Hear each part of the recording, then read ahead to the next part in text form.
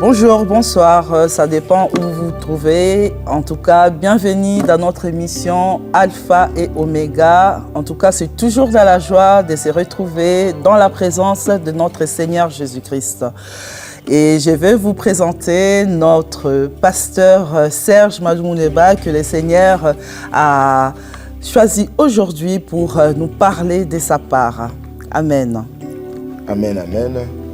Je te remercie pour l'introduction de ces programmes, ces nouveaux programmes sur B1, ces programmes voulus et initiés par la grâce de Dieu. C'est notre programme Alpha et Oméga que nous aurons à la même heure, le même jour, sur la même chaîne.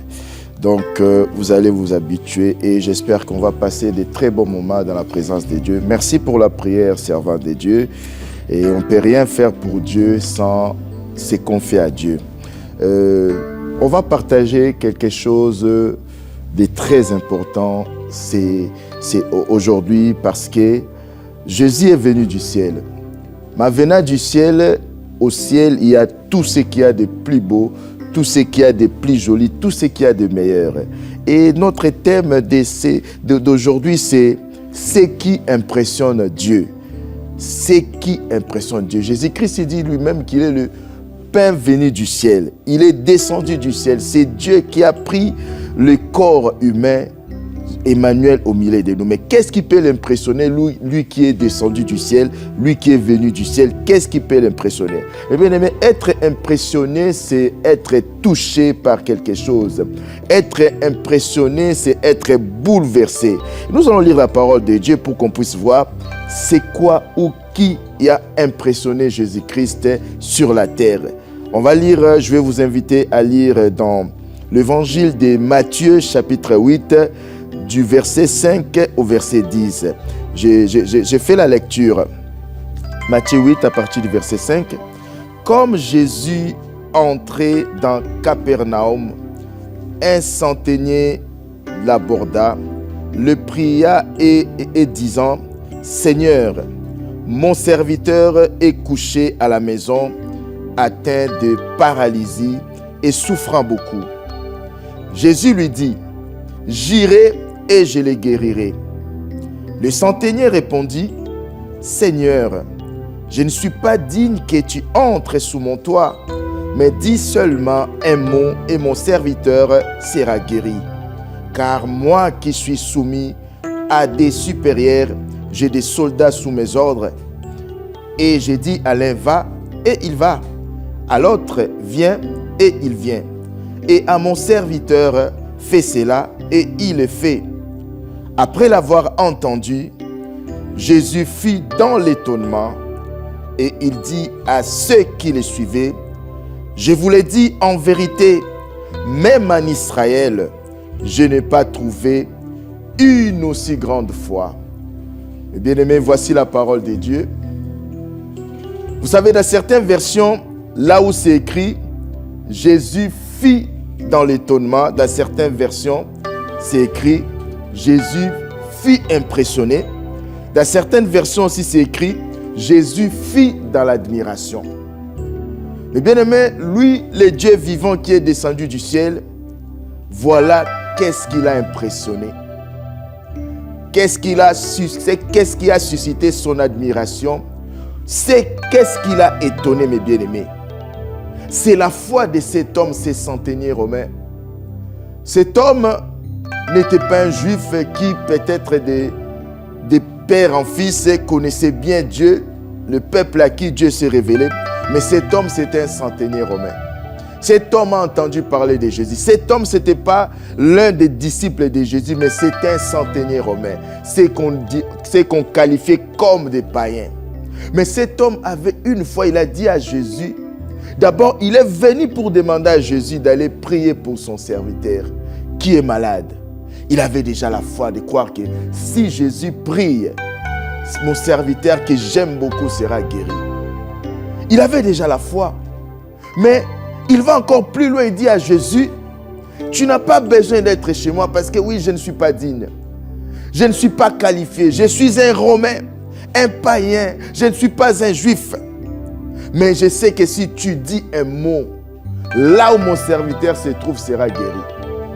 Et la Bible dit, Jésus fut impressionné. Mais quelle fois il a dit, même en Israël, là où depuis des siècles, je me suis révélé, les gens n'ont pas cette foi. Mais cet homme qui a entendu seulement parler de moi, comment il peut avoir une aussi grande foi au point de savoir que je peux seulement déclarer une parole là, et là où son serviteur se trouve sera guéri. Mais bien aimé, c'est la foi qui impressionne Dieu. Vous savez, la Bible nous dit dans 1 Pierre 1,6 que la foi est plus précieuse que l'or. Cela m'amène à extrapoler, à dire un peu, tu peux tout manquer, mais ne manque pas de foi. Tu peux tout perdre dans ta vie, mais ne perds pas ta foi. Parce qu'avec l'argent, tu ne peux pas acheter la foi, mais avec la foi, tu peux avoir l'argent. Alléluia. Mais bien aimé, la foi, c'est la chose même pour laquelle Jésus s'inquiète, se pose des questions avant qu'il retourne dans le ciel. Il dit, quand le Fils de l'homme reviendra, trouvera-t-il encore la foi sur la terre? Jésus ne s'inquiète pas que quand je reviendrai, je trouverai encore des églises. Jésus ne s'inquiète pas pour dire que quand je reviendrai, je trouverai encore les membres dans mon église. Non, la chose qui importe pour Jésus, c'est la foi. Il dit, quand le Fils de l'homme reviendra, trouvera-t-il la foi? Bien aimé, la chose qui impressionne Dieu, c'est ta foi. Tu peux beau faire 100 jours de jeûne et prière. Tu peux beau prophétiser. Tu peux beau donner une très grande offrande. Ça n'impressionne pas Dieu. C'est ta foi qui impressionne Dieu, mes bien-aimés. C'est ta foi qui fait l'objet de l'admiration de ton Dieu. C'est ta foi qui va étonner Dieu. Il est plus facile pour moi de faire confiance à la prophétesse Rosine parce que je la vois, parce que je connais ses capacités. Elle est visible. Mais faire confiance à Dieu, avoir la foi en Dieu, ce n'est pas facile parce que nous ne les voyons pas. Et c'est pour ça que quand Jésus voit quelqu'un, un terrien, un être humain, avoir la foi, ça l'impressionne. Mais bien aimé, la foi, c'est quelque chose d'extraordinaire. Mais d'où vient la foi? D'où vient la foi? Je vais essayer d'illustrer un peu. Vous savez, pour savoir l'origine de la foi, je vais faire une illustration. Parce que beaucoup, quand nous voulons définir la foi, nous allons dans Hébreux 11.1. Hébreux 11.1, la foi, c'est une ferme assurance des choses qu'on espère et une démonstration de celles qu'on ne voit pas. Ça, ce n'est pas la signification, la définition de la foi. Ça, c'est plutôt la conséquence de la foi. La foi, si nous devons définir la foi, c'est le résultat de ce que la parole de Dieu produit en nous. Je vais un peu illustrer. Vous savez, j'ai rencontré ma femme un jour. Elle avait déjà une vingtaine d'années d'âge. Avant 20 ans, elle ne m'avait jamais vu, elle ne m'avait jamais connu. Mais je l'ai rencontrée un jour, un certain 8 juin d'une certaine année. Je lui ai parlé, j'ai sémé une parole dans son cœur et on s'est donné rendez-vous pour qu'on puisse se voir le 11 juin d'une certaine année. Qu'est-ce qui a fait que cette demoiselle qui 20 ans avant ne me connaissait pas, j'étais inconnu, je la vois, je lui donne rendez-vous et finalement elle vient à mon rendez-vous. C'est parce que j'ai sémé une parole en elle. C'est le résultat de la parole que je lui ai adressée, de la parole qu'elle a entendue en moi, qui a produit qu'elle puisse me faire confiance, qu'elle puisse venir au rendez-vous. Et jusqu'à ce qu'on a commencé à se fréquenter, je lui ai dit, je vais voir tes parents pour demander ta mère. Elle a eu confiance d'accepter que quelqu'un vienne voir ses parents, quelqu'un qu'il ne connaissait pas 20 ans en avant. Parce qu'il y a eu la parole qui a été sémée dans son cœur. Le résultat de cette parole, c'était la confiance qu'elle place en moi. Et j'ai vu ses parents aussi. J'ai parlé à ses parents. Cet homme qui ne connaissait pas avant. Mais ses parents m'ont fait confiance, ont accepté. de m'accorder la main de leur fille parce qu'ils ont entendu ma parole. La foi, c'est le résultat de ce que la parole de Dieu produit en nous. Et la parole de Dieu produit en nous la confiance parce qu'avoir la foi en Dieu, c'est avoir une confiance inébranlable à Dieu. Mais cette confiance vient parce que nous avons entendu parler Dieu, nous avons entendu la parole de Dieu. Et c'est ce qui s'est passé avec ma femme, c'est ce qui se passe avec la plupart d'entre nous. Nous nous confions aux gens parce que nous les avons écoutés. Ils nous ont assurés avec leurs paroles. C'est la parole de Dieu qui produit en nous la foi. Et c'est quoi les conséquences de la foi? C'est j'ai une ferme assurance par rapport à mes espoirs, par rapport à mon espérance. J'ai une ferme assurance des choses que j'espère. Et la démonstration de celles qu'on ne voit pas, ce n'est pas moi qui démontre, mais c'est Dieu qui démontre ce que je ne vois pas, mais ce que j'espérais. J'avais la ferme assurance. Parce que la Bible nous dit dans Hébreux 11:6 que Dieu rémunère ceux qui placent leur foi en lui.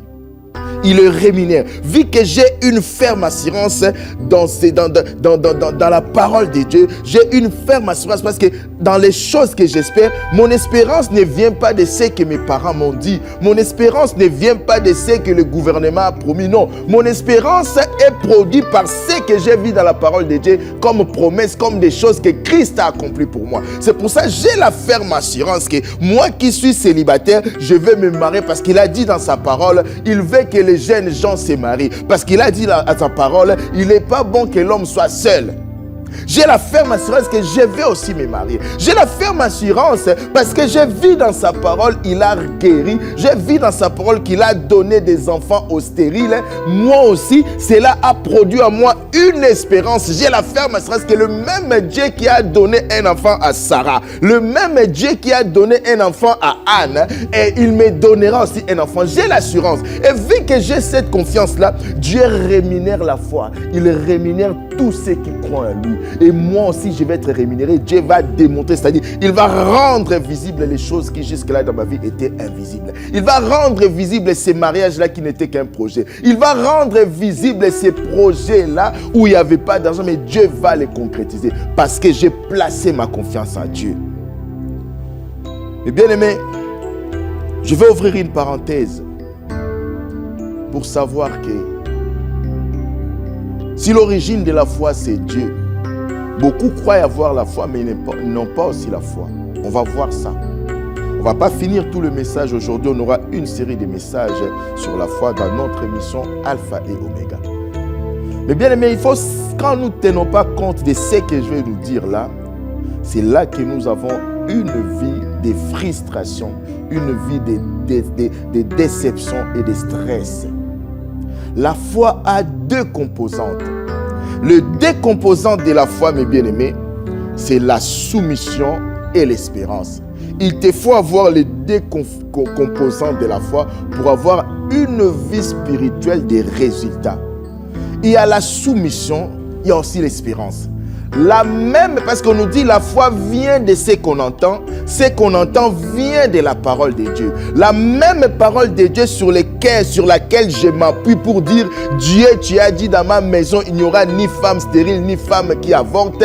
Je m'appuie sur ça pour avoir l'espérance, mais je dois aussi me soumettre à la même parole qui me dit parce que je suis l'Éternel, je suis saint, soyez aussi saints. Je marche dans la sanctification. Je ne peux pas avoir l'un sans l'autre. Vous savez, Jésus dans sa parole a dit que nous, les enfants de Dieu, nous sommes le sel de la terre. Il nous faut savoir que le sel est composé aussi de deux composantes chimiques qui sont le chlore et le sodium.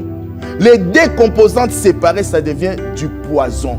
Si tu bois du chlore dans l'eau de Javel, tu meurs.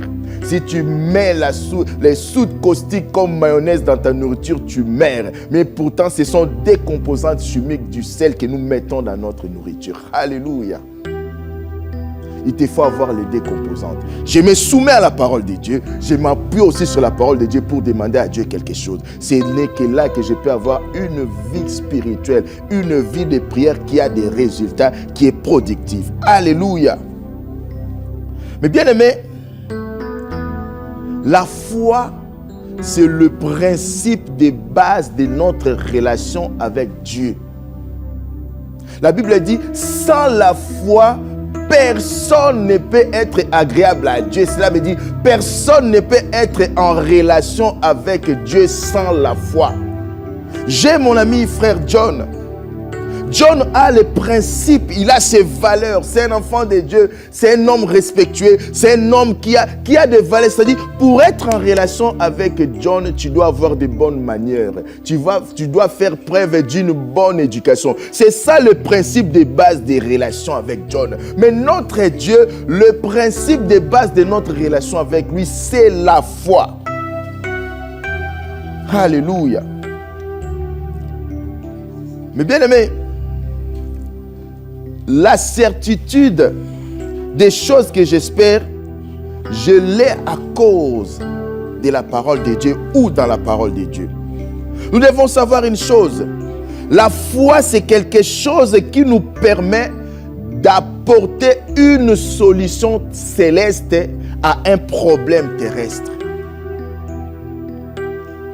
La foi, c'est quelque chose qui nous permet de voir au-delà de nos problèmes, au-delà de nos épreuves, au-delà de nos difficultés, une solution de Dieu. J'ai la foi, c'est-à-dire au-delà de mes problèmes, je vois le Dieu qui possède la solution ou le Dieu qui possède les solutions. On parle aussi de l'incrédulité. J'ouvrais une parenthèse par rapport à l'incrédulité. Je vois des fois, nous traitons quelqu'un qu'on peut traiter d'incroyant, on le traite d'incrédule. On peut parler peut-être de quelqu'un qui est athée, mais non d'incrédule. On ne peut trouver d'incrédulité que c'est chez quelqu'un qui avait la foi. L'incrédulité, ce n'est pas l'absence de la foi. L'incrédulité, c'est une panne de la foi. C'est-à-dire que quelqu'un a la foi, mais à un moment, tu laisses le doute t'envahir. Du coup, tu deviens incrédule, tu as peur de t'abandonner au souverain maître. Tu as peur de croire que le souverain maître va agir au-delà de la réalité que je vois. On ne peut appeler un incrédule qu'un croyant. Mais quelqu'un qui n'est pas croyant, on ne peut pas le traiter d'incrédule. Parce que pour être incrédule, il faut déjà avoir entendu parler de Dieu. Mais tu ne te confies pas à Dieu. Mais quelqu'un qui n'est pas croyant, on parlera des athées, on parlera d'incroyants, mais pas d'incrédule, mes bien-aimés. Nous devons savoir une chose. Notre foi est alimentée par les informations que nous recevons. Les informations que nous recevons doivent être la parole de Dieu. Mais bien aimé, quand quelqu'un est incrédule, ça veut dire la personne met son problème entre Dieu et lui. Ça veut dire Dieu est là. Ça c'est mon problème. Là c'est l'incrédule. Mon problème est là, c'est pupitre, c'est Dieu. C'est ça l'incrédulité. C'est-à-dire, tu mets ton problème entre Dieu et toi. Mais quelqu'un qui a la foi, c'est quelqu'un qui met Dieu devant son problème. Alléluia. Mais quand tu mets ton problème entre Dieu et toi, c'est là que l'incrédulité va encore s'accroître parce que tu recevras que des informations négatives. Alors que quand nous avons la foi, nous devons recevoir les informations qui nourrissent notre foi. Vous savez, aujourd'hui dans le monde, depuis le 19e siècle, il y a la guerre du contrôle de l'information. C'est pour ça que vous voyez aujourd'hui en Afrique, nous sommes envahis par beaucoup de chaînes étrangères, des chaînes qu'avant nous n'avions pas. Quand on était petit, on recevait beaucoup plus des informations des chaînes qui nous viennent de l'Occident, c'est-à-dire les États-Unis et les Européens, leurs films, leurs émissions, leurs chaînes. Mais aujourd'hui, on trouve même des chaînes russes. En Afrique, on trouve même des chaînes chinoises, on trouve même des chaînes turques parce qu'ils savent que si tu as le contrôle de l'information, tu peux avoir le contrôle d'un peuple. Si tu as le contrôle de l'information, tu peux manipuler des populations, tu peux le manipuler parce que ce que nous écoutons, mes bien-aimés, développe en nous une confiance, une peur ou une méfiance. C'est que tu écoutes beaucoup parce que quand tu verras en Afrique, la plupart des gens, ils aiment l'Occident, ils aiment les Occidentaux. Pourquoi? Parce qu'ils nous ont nourris de beaucoup d'informations. On a regardé des films de Rambo, des films de Commando. Ça nous a fait croire que les États-Unis, c'est le super puissance parce que les informations que nous avons reçues. Et pour nourrir ta foi, les informations que tu dois recevoir, tu dois te nourrir, ça doit être les informations qui proviennent de la parole de Dieu. Alléluia. Parce que l'information alimente le développement de ta confiance en Dieu. La parole de Dieu va alimenter le développement de ta foi, le développement de ta confiance en Dieu. Si tu écoutes des choses négatives, ça va alimenter aussi ta peur. Ça va alimenter aussi ton désespoir. Ça va alimenter aussi ton anxiété. Notre foi ne peut être alimentée que par la parole de Dieu, mes bien-aimés. C'est-à-dire, ce que tu reçois comme information, la parole de Dieu doit occuper les 80% et le reste les 20%. Alléluia. Quand nous regardons même des escrocs, comment ils arrivent à escroquer les gens? Parce que quand nous prêtons l'oreille, demandez aux filles qui se sont fait escroquer sentimentalement, ils vous diront qu'il avait de belles paroles et pourtant ils m'avaient promis parce qu'ils ont écouté. Ce que nous écoutons finit par nous influencer. C'est-à-dire, ta foi doit être nourrie de la parole de Dieu. Mais bien aimé, je vais pouvoir parler quand tu as une véritable foi authentique. Le fondement de ta foi doit être Jésus-Christ et rien d'autre. Si quelqu'un dit qu'il a la foi parce qu'on lui avait dit « Viens dans une rencontre des miracles, viens dans une rencontre où tu auras la guérison », tu peux avoir la foi à partir de cette guérison-là que tu as reçue parce qu'on t'avait invité pour la guérison, mais ta foi sera faible. Beaucoup ils vont aussi dans des manifs, dans des activités comme ça. Il y aura délivrance, il y aura ça, il y aura ça. En plus aujourd'hui, quand il y a des activités, c'est tellement marketing qu'il faut que tout le monde s'y retrouve. Tu verras une veillée prophétique de délivrance, de restauration, de prospérité, de la manifestation de la puissance. On met tout pour que tout le monde s'y retrouve, pourvu que les gens viennent. Et ça nourrit pas la foi. Ça développe autre chose que la foi. Et nous allons voir. Parce que la vraie foi, la foi authentique, a comme origine, quand nous parlons de Dieu, quand nous parlons de Christ qui fait les miracles, et non quand nous parlons des miracles que Christ fait. On va lire la parole de Dieu dans Luc 5, du 1er verset au 7e verset. La Bible nous dit, Luc 5, du 1er verset au 7e verset, la Bible nous dit, « Comme Jésus s'est trouvé auprès du lac de Génézareth, et que la foule s'est pressée autour de lui pour entendre la parole de Dieu, il vit au bord du lac 2 barques, d'où le pêcheur était descendu pour laver leurs filets. Il monta dans l'une de ces barques qui était à Simon, et il les pria de s'éloigner un peu de terre, puis il s'assit et de la barque, il enseignait la foule. Lorsqu'il eut cessé de parler, il dit à Simon, « Avance en pleine eau, et jetez vos filets pour pêcher. » Simon lui répondit, « Maître, nous avons travaillé toute la nuit, sans rien prendre, mais sur ta parole, je jetterai les filets. » L'ayant jeté, ils prirent une grande quantité de poissons et leurs filets se rompaient. Ils firent signe à leurs compagnons qui étaient dans l'autre barque de venir les aider. Ils vinrent et ils remplirent les 2 barques au point qu'elles s'enfonçaient. Voici la parole de Dieu, mes bien-aimés. Mes bien-aimés, quand je méditais cette parole, j'ai comparé un peu à ce que nous prêchons aujourd'hui en croyant de ramener le peuple à avoir la foi ou à développer une foi. Nous faisons des séminaires pour des miracles, des cultes de puissance. Venez, vous allez être guéris. On peut mettre même des images des gens qui jettent les béquilles, des images des gens qui essaient de marcher, des images des gens qui témoignent, je vis, tout ça, tout ça. On peut mettre, je donne la prophétie, tu es à tel endroit, tout ça, tout ça. Nous croyons que ça peut développer la foi. Voyons pourquoi les gens vivent dans la frustration. Non, ça développe une autre chose que la foi. Nous verrons ça prochainement. Mais là, Pierre, qui était pécheur de génération en génération dans sa famille. Pierre, qui était pécheur de père en fils, qui était expérimenté. Pierre avait non seulement l'expérience, mais l'expertise de la pêche et plus précisément dans ces lacs. Parce que c'était son lieu de travail. Ils ont essayé toute la nuit. Dans ces lacs de Génézareth, mes bien-aimés, c'est un lac qui se trouve en dessous du niveau de la mer.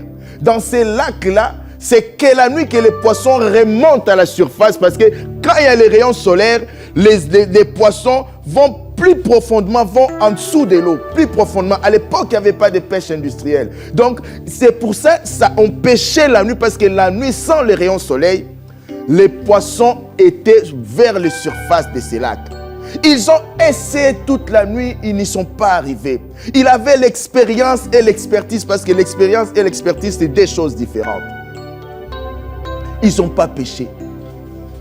Et Jésus lui dit, va jeter les filets pendant la journée, là où personne n'arrive à pêcher. Qu'est-ce qui a fait que Pierre puisse accepter? Quel est ce message-là que Jésus a prêché?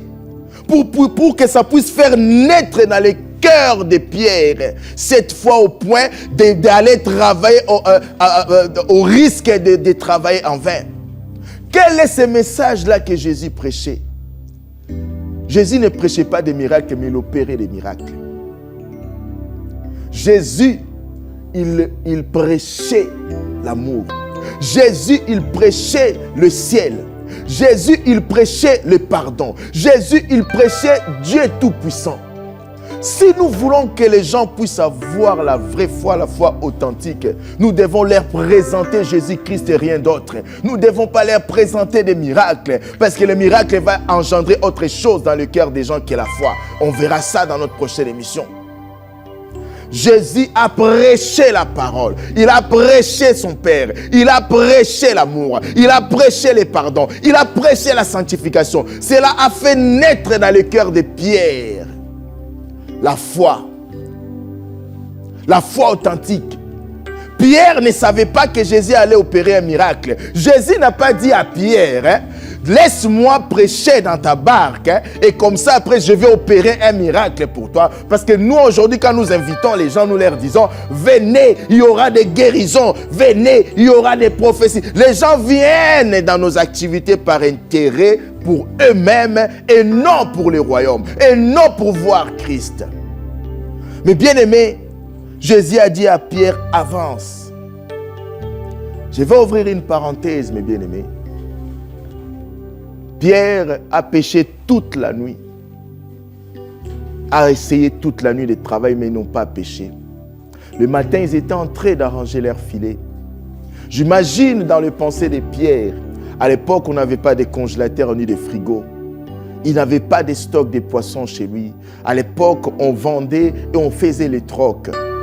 Il s'est imaginé, qu'est-ce que les enfants, qu'est-ce que ma femme va manger aujourd'hui?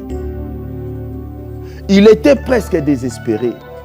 Et quand l'homme de Galilée est arrivé, j'ai dit à quelqu'un, une personne qui nous regarde là, tu as peut-être tout fait, mais rien n'a marché.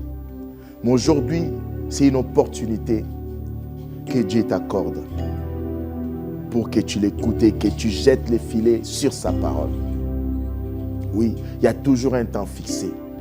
Il y a toujours un temps fixé où Christ vient à ta rencontre. Où ce n'est pas toi qui le cherches, mais lui vient à ta rencontre. C'est comme aujourd'hui, il vient à ta rencontre à travers cette émission, à travers la télé. Mais bien aimé, j'aime bien Pierre. Il a été sincère. Parce que des fois, nous jouons l'hypocrisie. Tu es désespéré, tu montes, oui, je sais que ça va aller. Non, Pierre a dit, nous avons essayé toute la nuit. On n'a rien attrapé, aucun poisson. Mais sur ta parole, je jetterai les filets. Quand Pierre dit sur ta parole, cela ne veut pas dire que Pierre était sûr qu'il allait avoir le miracle. Non, Pierre disait ça devant les gens pour que s'il n'y a pas de poisson, il ne soit pas ridicule, mais les gens sachent que c'est Jésus, pas moi. Moi, je sais que la journée, il n'y a pas de poisson. C'est pour ça que Pierre a dit sur ta parole. Pierre a dit cela aussi pour dire que de moi-même, je ne peux plus rien. Mais comme tu as parlé, je vais de nouveau croire. Comme tu as parlé, je vais de nouveau essayer. Et la Bible nous dit, quand Pierre a jeté les filets, il y a eu tellement de poissons. Tellement, au point que les filets se rompaient. Bien aimé, quand c'est Dieu qui bénit, cette bénédiction déborde. Quand c'est Dieu qui bénit, tu ne demeures pas seulement une personne bénie, mais tu deviens une bénédiction. Parce que la Bible nous dit qu'ils firent signe à leurs compagnons qui étaient dans l'autre barque pour qu'ils viennent eux aussi bénéficier de cette bénédiction. Mais bien aimé, la foi authentique est produite quand nous annonçons le Seigneur Jésus-Christ qui fait des miracles et non quand nous parlons des miracles. Présentons Christ aux gens, ne présentons pas les miracles, mes bien-aimés. Je vais lire une autre parole pour finir par là, mes bien-aimés. Dans Actes des Apôtres 14, versets 6 à 10. Lisons cela ensemble, Actes 14, 6 à 10. Paul et Barnabas, en ayant eu connaissance, se réfugièrent dans la ville de la Lycaonie, à Lystre et à Derbe, et dans la contrée d'alentour. Et ils y annoncèrent la bonne nouvelle. À Lystre se tenait assis un homme impotent des pieds, boité de naissance et qui n'avait jamais marché. Il écoutait parler Paul, et Paul, fixant le regard sur lui et voyant qu'il avait la foi pour être guéri, dit d'une voix forte: lève-toi droit sur tes pieds. Et il s'éleva d'un bond et marchant. La Bible nous dit que Paul s'est retrouvé quelque part, dans une ville, dans une commune, dans quelque part, dans un village. Il était avec son compagnon Barnabas. La Bible dit, ils ont commencé à annoncer la bonne nouvelle. Si tu veux savoir quelle est la bonne nouvelle que Paul parlait, va dans les Épîtres et tu verras, Paul parlait du ciel, Paul parlait de la sanctification, il parlait de la crainte de Dieu. Il parlait de Jésus-Christ crucifié et ressuscité, mes bien-aimés. Il n'a pas parlé des miracles, mais il a annoncé Jésus-Christ. Et la Bible nous dit, pendant qu'il était en train d'annoncer Jésus-Christ, il y avait un homme. J'aime bien la Bible, comment elle s'y renchérit. Elle dit un homme impotent des pieds. Quand on parle comme ça, on sait directement que cette personne ne marche pas. Mais la Bible s'y renchérit pour dire boité de naissance. La Bible ne s'arrête pas là, elle dit encore, la parole de Dieu dit encore, et qui n'avait jamais marché pour voir la gravité de cette situation. Tout comme on peut dire, un homme chômeur qui n'avait jamais travaillé. Mais il y a un temps où Jésus vient te visiter. Une femme qui n'avait jamais une proposition de mariage. Mais il est temps que Jésus-Christ te visite. Mais tu ne dois pas mettre ta foi dans le mariage que Jésus-Christ peut te donner, mais mets ta foi dans Jésus-Christ. Cet homme a cru à la bonne nouvelle, a cru à la personne qui produit les miracles, mais il n'a pas cru à un miracle. On lui a annoncé Jésus-Christ qui fait des miracles, mais on ne lui a pas annoncé les miracles. Non, mes bien-aimés, quand tu annonces Jésus-Christ, quand les gens reçoivent Jésus-Christ, c'est là que le miracle se produit. La Bible nous dit, cet homme était là, cet homme savait qu'il n'espérait pas marcher un jour. Cet homme a placé sa foi dans la personne de Jésus-Christ que Paul et Barnabas lui ont présenté. Et la Bible dit, il écoutait, verset 9 de Acte 14. Cet homme qui n'avait jamais marché, écoutait parler Paul. Et Paul fixant les yeux sur cet homme, il voyait qu'il avait la foi pour être guéri. Pourquoi? Parce qu'il avait la foi en Jésus-Christ qui lui était présenté. Aujourd'hui, nous prions, nous n'obtenons rien parce que nous mettons notre foi dans des ministères des gens. Aujourd'hui, nous prions, nous n'obtenons pas parce que nous mettons notre foi parce que j'ai gêné, Dieu va agir. Non. Aujourd'hui, nous prions, nous n'obtenons pas parce que nous mettons notre foi. Oui, c'est une veillée prophétique, c'est prophète là. Non, non. Mettons notre foi, plaçons notre foi dans la personne de Jésus-Christ et les miracles seront une conséquence. Paul, voyant que cet homme a crié en Jésus, cet homme a placé sa foi en Jésus. C'est-à-dire, quand on croit en Jésus, le miracle devient possible, mon bien-aimé. Et la Bible dit, voyant qu'il avait la foi pour être guéri, il dit d'une voix forte, lève-toi droit sur tes pieds. Et cet homme s'éleva facilement. Ce n'est pas comme aujourd'hui dans nos rencontres où on insiste. Oui, on commence à prier, on commence à essayer de faire marcher la personne. Et quand la personne se tient debout comme ça un peu, et on arrête. Non, non, non. Parce qu'il y a la foi en Jésus qui produit les miracles. Les miracles seront une conséquence de ta vie. Alléluia. Bien-aimé, la foi, c'est la foi qui impressionne Dieu. Moi, personnellement, ce n'est pas le matériel de quelqu'un. Ce n'est pas la notoriété d'un homme de Dieu qui m'impressionne. c'est la foi qui m'impressionne. D'ailleurs, la Bible ne nous dit pas d'imiter autre chose que la foi de nos aînés. La Bible, elle dit, imitons leur foi.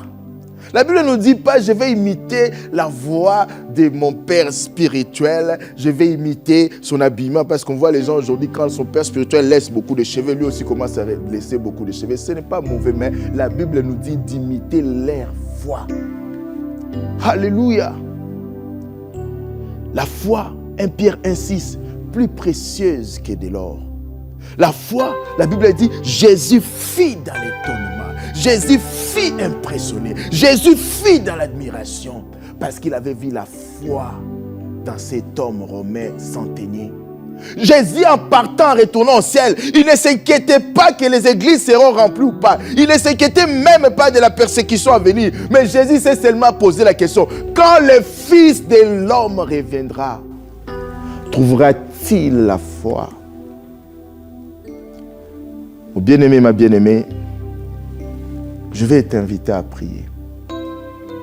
Je vais t'inviter à prier aujourd'hui. As-tu vraiment la foi? As-tu la foi dans le ministère de quelqu'un? As-tu la foi dans ta façon de prier, dans tes jeûnes et prières? Ou tu as la foi en Jésus-Christ? Nous allons prier, mes bien-aimés. Je vais inviter la prophétesse Roselyne à conduire ces petits moments de prière parce que nous sommes arrivés à la fin de notre émission. Je t'invite tout simplement à fermer les yeux là où tu es pendant que la prophétesse s'avance. Je t'invite à prendre ces temps au sérieux. Ce n'est pas un hasard que tu te retrouves devant ta télé à cette heure-ci parce que chez Dieu les hasards n'existent pas. Il t'avait élu parce qu'il voulait te visiter à travers ces messages. Suivons la prière avec la prophétesse. Père de gloire, Jésus-Christ de Nazareth, nous te disons merci. Merci, éternel, mon Dieu, mon roi, papa, car tu es le Dieu qui n'abandonne jamais ses enfants. Amen. Éternel Père de gloire, merci pour ces messages qui vraiment nous a nourris, éternel, mon Dieu, mon roi, papa, de la journée d'aujourd'hui, Seigneur. Que ce message reste gravé, éternel, dans nos cœurs, afin que nous puissions les garder et ensuite les mettre en pratique au nom de Jésus-Christ. Éternel Père de gloire, aide-nous, mon Dieu, mon roi, papa, afin que notre foi soit ferme et au nom puissant de Seigneur Jésus-Christ.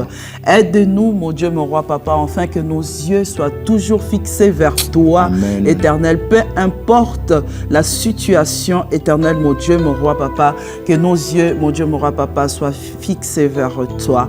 Au nom puissant de Seigneur Jésus-Christ, fortifie chacun de nous. Amen. Amen, amen. Mes bien-aimés, nous sommes arrivés à la fin de notre émission d'aujourd'hui. Mais vous pouvez aussi nous suivre. Suivre le même message aussi en rediff sur les réseaux sociaux, sur notre chaîne YouTube, MMS Channel JCSV. MMS Channel JCSV.